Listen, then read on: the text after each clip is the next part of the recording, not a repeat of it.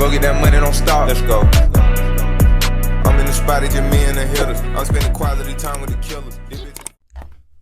What's good, YouTube family? It's your boy MasoMoney back with another video. So this is the video that's really explaining how the Bloodhounds got into a beef with YFG Fatso and Risky Road, and has brought it all the way to the streamer world. So it went from Chicago street beef and it's done become national, because these are the two hottest rap groups of the younger generation.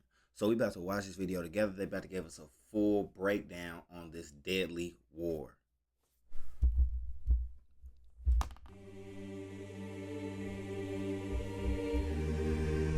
From Lil Scoom getting set up and to Risky Road's top dying while trying to slide on the Bloodhounds, to a Bloodhound affiliate getting his private part off. This is the breakdown of Bloodhound and Risky Road's deadly beef. Risky Road and Bloodhound are both well-respected gangs in Chicago and are also both blowing up in the music scene. Unfortunately, their ties to other gangs has them beefing, and it turned deadly in a short period of time. See, Risky Road is a set from the Hundreds that is located on the 104th and Maryland block, which is only an 11-minute drive with traffic from the Bloodhound 79th and Maryland block. This whole beef started way back when rapper Lil Scoom dissed Lil 30, who is from the Get Busy gang that is tied in with Risky Road. Lil 30 was killed for taking Lil O's gun and taunting him about it online. Lil O is a Drench Gang member and is known for catching multiple hats, so I don't know why Lil 30 would try something like that on a killer. There was a video the police released on which showed Drench Gang Lil O chasing Lil 30 on the bus the very next day after getting his gun took. He was even wearing the same jacket he had on in his Instagram story that same day. Lil O is currently locked up for another murder. He is charged with the murder of a 28-year-old man that was a civilian and was mistaken for another person. Now, ever since Lil 30 died, Risky Road has been terrorizing the streets of Chicago. They were looking for any reason to kill anybody dissing. Since Lil Scoom is a rapper that was blowing up, it would be a little bit harder to catch him outside, so Risky Road would get females to set him up. These females would be none other than Nenny Brooks and Journey, who has now started a rap career. There would be a video going around of Lil Scoom, his homie Lil Will, Nen Brooks, and Journey all standing on the porch waiting for someone to open that door. The whole video just gives off backdoor vibes, from Nenny walking slow behind them and texting on her phone, to Journey circling around Lil Scoom and flashing her phone to get the shooters ready. Lil Scoom would end up making it in the house, but he would be paranoid the whole time. He would even text his mom telling her that something was off. As Lil Scoom was leaving, him and his homie Lil Will would be ambushed outside the house. Lil Scoom was hit multiple times in the chest, and Lil Will was hit in the legs. Risky Road members even claimed that Lil Will allegedly got his private part off. Despite all those shots he took, Lil Will ended up making it and is doing well. Lil Scoom tried to run but wasn't fast enough for these. He would lose his life that night on July 7th, 2024. After news broke that Nenny Brooks backdoored Scoom, she would book a one-way. I think what be happening is these dudes be getting a name and like have a face, but they be too young to realize that it's some more stuff that's gonna come with that. Out of Chicago and never come back. Not because she was scared of the police, but because she knew if the Bloodhounds find her, that it would be over for her. She would be spotted in Minnesota, but luckily the person that spotted her left her alone. Just a couple hours after Lil Scooms was killed, a Risky Road member would repost a picture of Lil 30 captioning it, "Love you, bro. You know we gon' handle anybody playing with you," which pretty much confirms Lil Scoom was set up and killed for dissing. One thing Chicago gang members are known for is self-snitching. Since the police here don't care about murders as much and literally can't keep up with solving them, gang members would let everybody know who they killed and still get away with it. A fan would act like he's a part of the Bloodhound gang and would DM the alleged of Lil Scoom. He goes by Risky Road Turbo. He is alleged to be one of Risky Road's top-ranking shooters and is a certified crash dummy. Turbo has a long history in these streets and is well respected for all the hats he's caught. In the DMs, the fan would basically get Turbo to admit he Lil Scoom and mention how Lil Will got lucky that night. Would basically get Turbo to admit he Lil Scoom. You the police, Leo ass like Lil Scoom. Lil Will lucky he was running for his life. Oh, he was there. Oh shit, man, you were, and some goofy from another state baiting his little slow ass. You can show your face. Probably. So you know it's not. I remember you still texting back. And on Twin, I was just through y'all. Motherfuckers dropped bags and started running. You chasing down the school kids? Bro, niggas only ran because we had pipe. We spun back. You know that. On Twin, bet I got more hats than you. He think that this boy is slow. On 30. Hey, how do these niggas be knowing this shit, folks? Mention how Lil Will got lucky that night. Turbo would even want to go hat for hat with this fake op, which is insane. This just goes to show you how slow these killers are. Even though Risky Road got the mill ticket Lil Scoom out the way, they wanted more famous hats. On September 28th, CEO Hawkham, a rising artist from Risky Road, would suit up and go on drill broad daylight on the Bloodhounds block. There would be a video leaked of CEO Hawkham hanging out the car shooting. And not even 2 seconds of him, he would get his split open. After getting head tapped, CEO Hawkham was dangling out the car like an inflatable tube man outside of a car dealership. His homies would have to stop to put him back inside and drive him to the nearest hospital. Why he just joke on that man, bro? So he spun on Bloodhound's block and he was hanging out the sunroof or hanging out the window, and they took his head off his body. So he failed the mission. I'm sure that gave whoever did that a lot of savage points. So that ups his rank for hats. So that's some more views on a song. Right? Unfortunately, CEO Hawkham would die 2 days later. Now rumors would spread that Q50 was the one who had tapped him and sent him back to the gulag, but we don't know how true that is. Q50 and all the other Bloodhounds would waste no time and celebrate that crazy defensive play. Q50 would go on to troll Risky Road by dissing CEO Hawkham in multiple songs. He would drop a song called King Draco. It was supposed to be a tribute song to Lil Jeff, but it's not a Q50 song if he doesn't diss the ops at least a couple times in each verse. He would go on to say, "Rookie, Risky Road wasn't ready.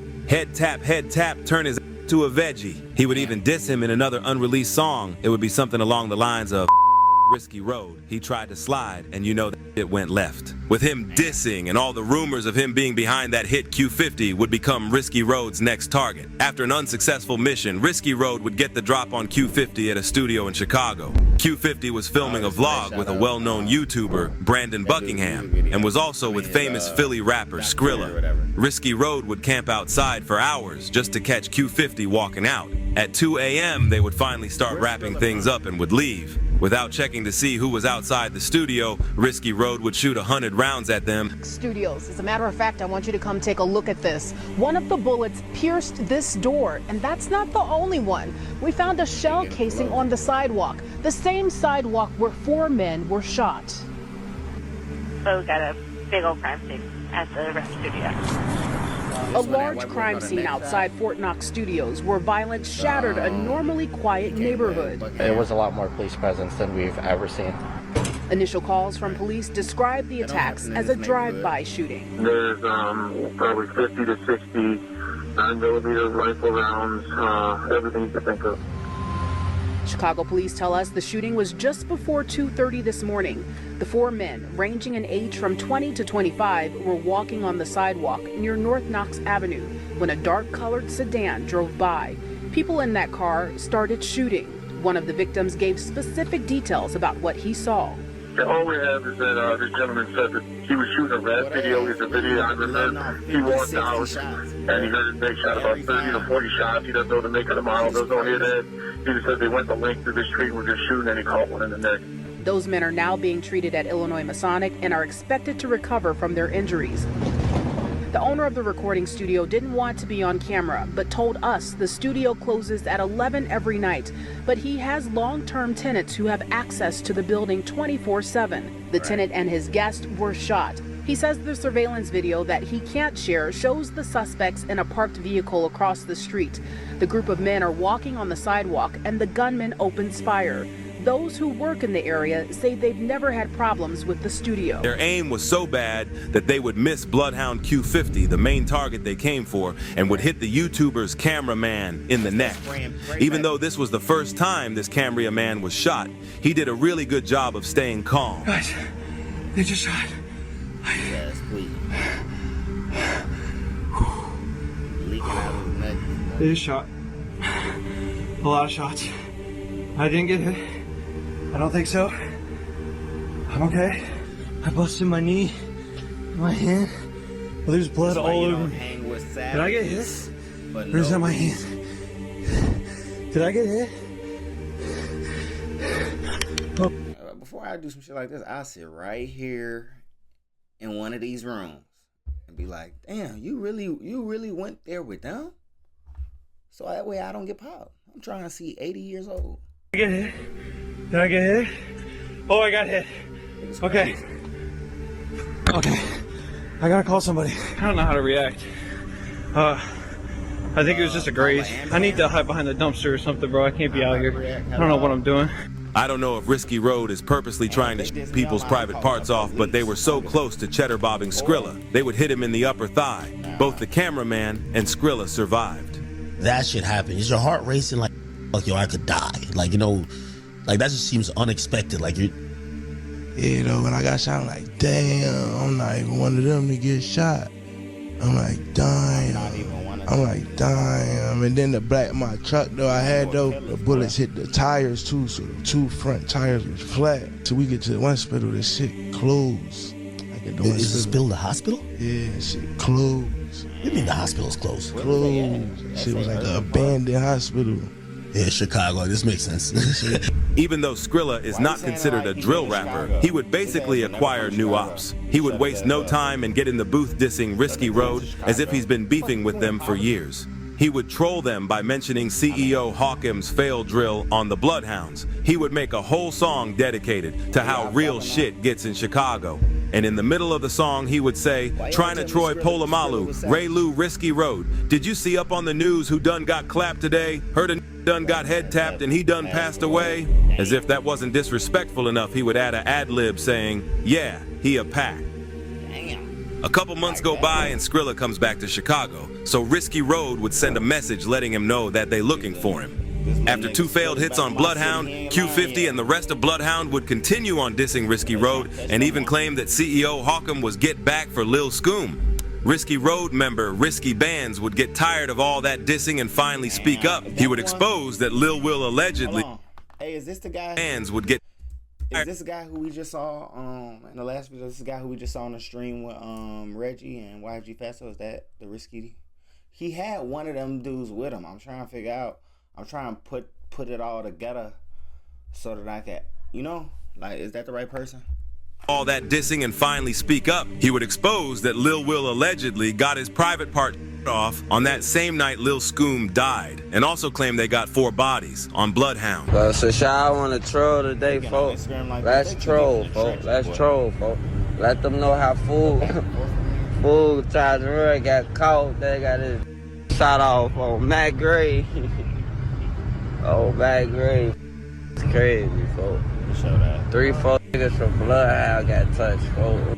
Lying and shit, can't even use it no more. Ass. You know.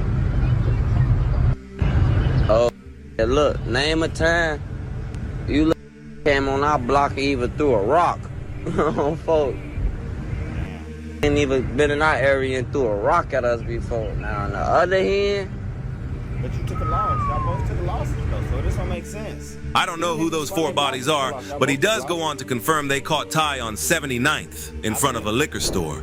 He would also go on to troll them for not getting. This the one where they got the. That's how they got that that liquor store shut down, right? So this was them. They beat for Lil Scoom. They even have their youngest itching to kill Q50. This young crash dummy would preview some of his music, and this all he had to say about Q50. I got the Bloodhound. I'm a dump to my clip, get empty, and that's my last response. Ain't no more distance. Taco Q50. Let's just die. But that case still open, so I'm just gonna speak on Wendy. How many homies you lost in the past? Yeah, you don't know. Way too many. Hey, that's one on the drill, they're rookie shit, nigga. You tryna fool the city. Let y'all die. There ain't nobody to slide, nigga. You should've died right with him. Look her high. He ain't really want to smoke, but no, you can't play in the middle. He would even explain what the gang Hawkins means to try to save Risky Road from a pending RICO. For sure. Hey, look, let me break something down for y'all. Y'all know how y'all be always hope. Y'all gotta know what hope stand for. Like, it's humble, accountable, wealthy, kings. Don't matter. I really don't be breaking it down to people,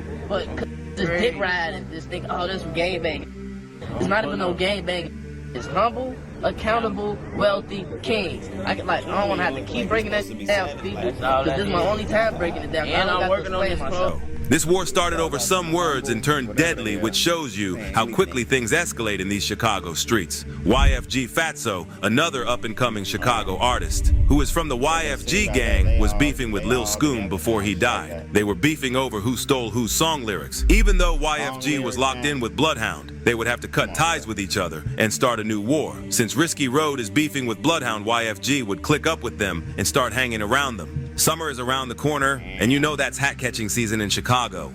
Kind of like the NBA Summer League, but with switches and Warzone weapons. I hope both Bloodhound and Risky Road stay out the way and focus on one goal, which is making it out of the trenches. Comment down below, and let me know your guys' thoughts on this whole situation. Yeah, they be doing anything, boy, but he ain't lying, boy. The summer, it just get wickeder, and is wickeder a word? I don't even think that's wickeder, more wicked.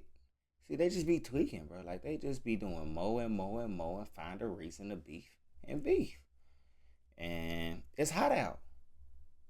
So duck your taco. You better find yourself something safe to do. You hanging in crowds, chilling with whoever you want to chill with. All right, now. You better use your head for more than a hat rack. Make sure y'all like, comment, subscribe, and you can just watch another video. I'll see you in the next one.